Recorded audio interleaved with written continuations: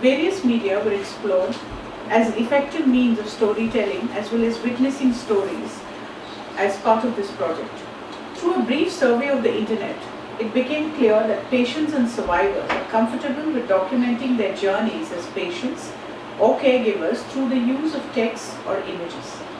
A lot of cancer patients maintain online journals or blogs and use it as a means to express themselves through their illness. Some more creative or expressive persons also draw paintings and comics, take photographs, illustrate to document their journeys. Text and images are the primary media, and English the dominant language of expression. In a multilingual country such as India, there are various drawbacks to using image or text-based solutions. Firstly, the internet in its present form is accessed by a very small percentage of people. English, though fast catching up, is not the most widely used language of communication. Last but not the least, literacy rates in India stand at 74% and much lower than the world average of 84%. Considering our large population, a text-based solution would become exclusive to the population that can read. In addition to that, literacy rates in rural India are only 71% as compared with urban areas where it is 86%. A text-based solution would thus be biased towards the urban and the literate. This leaves us with two powerful media that have penetrated the remotest corners of the country, radio and television. Speech is the fundamental means of human communication. Even when other forms of communication such as writing, facial expressions or sign language would be equally expressive, people in all cultures persuade, inform and build relationships primarily through their speech.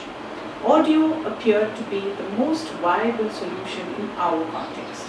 It is accessible by persons of all ages, irrespective of gender, occupation, socio-economic background, and most importantly, their geographic location. It can be accessed through a transistor, a low-end mobile phone, a smartphone, in the car, kitchen, train, and on the fields, while stationary or on the move. From the perspective of the service provider, it is a low-cost medium. It requires little infrastructure and time to document, record, process, and produce an audio episode as compared with an audio-visual episode. Audio engagement allows the listener to carry out everyday tasks with the audio forming the oral space. It is a medium that does not require the listener to hold a certain posture, unlike audio-visual, where the person is required to watch a screen like I'm doing right now, or reading where the person must hold up a book or a screen. As a result, audio is far less fatiguing as a medium of delivery when compared with a video. Apart from the practical and economic aspects of audio being the medium of choice, the arresting power of the medium and the effectiveness while recreating space and experience that is most striking, audio allows the patient to disconnect from their physical space and enter the oral space, where the narrator and the listener are able to share the intimacy in the oral space. The oral space is an extremely personal space, especially when accessed through headphones. It is also personal because when the narrator recreates an event or space through description and sound modulation, the imagery produced in each listener's imagination is discretely different and based on the person's past experience and visual library. The idea behind this project that we have called Tales from the Cellular Underworld is to induct patients into an oral space through an audio project that would help them disconnect from their physical space by providing stories of survivors from whose experience they may benefit. This involved collecting survivor stories, producing the audio clips, and making it available on the internet for feedback from patients, survivors, and experts. Patients' lives have suddenly taken a chaotic turn. Their worlds are disrupted and they begin to question their sense of self and how the cancer experience fits into their evolving life story, unquote. This stage consisted of research from secondary sources followed by informal, semi-structured interviews with experts like oncologists and psychologists and stakeholders like the patients, caregivers and survivors. The interviews were conducted in person, over video conferencing as well as over telephone. 3 oncologists, 2 psychologists, 3 survivors and 2 caregivers were interviewed in detail. This was in addition to an intensive observation at the B. Burua Cancer Institute in Guwahati, Assam, which is the largest public cancer hospital in the northeastern part in India. As the illness and treatment progresses, the patient's former understanding of the world and their role in it needs re-evaluation. Telling one's story and being witness to other people's stories lends perspective to rewriting one's own life story. The realization that there is a stigma associated with cancer and that the discourse of medicine provides only a partial resource for re-evaluating and living life is an important element for the renegotiation of identity. While narrating the story, the patient is presented with an opportunity to be heard without being judged. The patient is also composing and weaving the story and giving it concrete form, which helps them witness it as listeners. As they tell their stories, it helps them to see their experiences of the illness in a more objective manner and come to terms with the way in which the illness has affected their lives and maybe changes them as a person.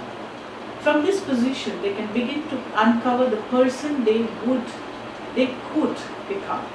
The act of stepping out of your own narrative and witnessing it as an outsider allows new possibilities to emerge.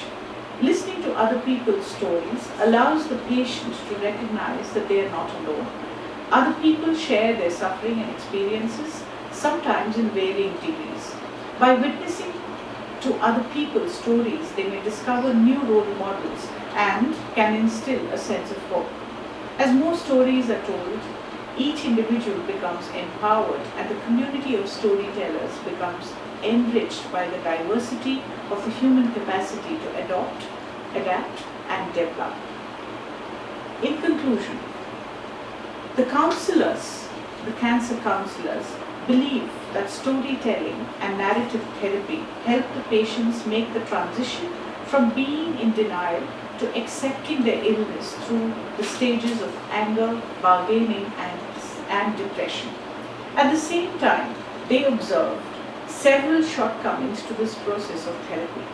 A lot of patients are unable to access the group therapy, either due to the inability to find time, as therapy is considered dispensable when compared with medical treatment, or due to the distance between their homes and the hospital.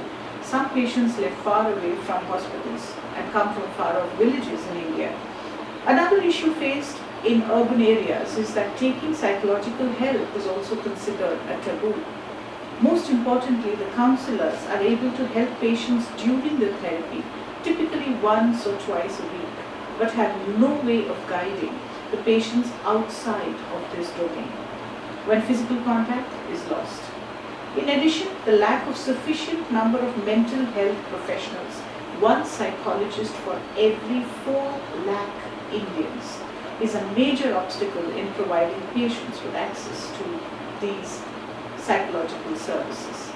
The key insights then that provided an impetus for this audio project of Cancer Narratives were: 1. Patients and caregivers both converged on the need for a third space, free of burdens of being a cancer patient or a caregiver. Long waiting hours feel longer due to uncertainty and anxiety, resulting in a stressful experience. Knowing what to expect through treatment is of critical importance. Stories of survivors help instill hope in patients. In conclusion, I'd like to add that this project is in its nascent stage and requires a lot of field work, a lot of field data.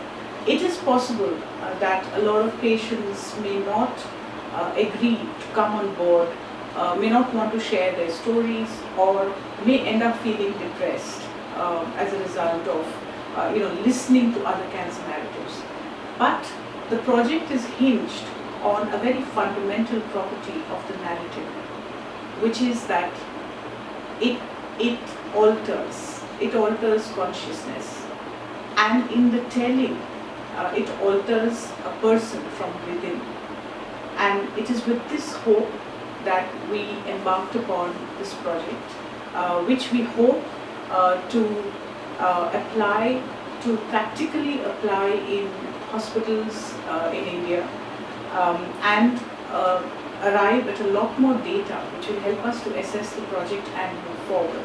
We are deeply grateful to the fundamental theory of narrative that has given us the strength to move forward. So I end my presentation with a hope that in the telling and in the retelling of cancer narratives, we hope to find many new lives out there. Thank you so much. Thank you for listening. Bye.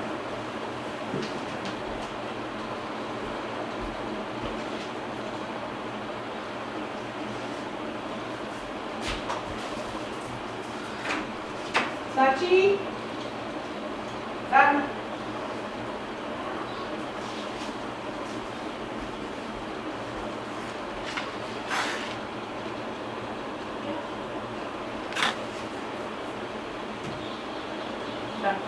Okay. Now how do we download it? I'll put it on my laptop. Put it on my desktop. Okay. First switch it off. It's still recording.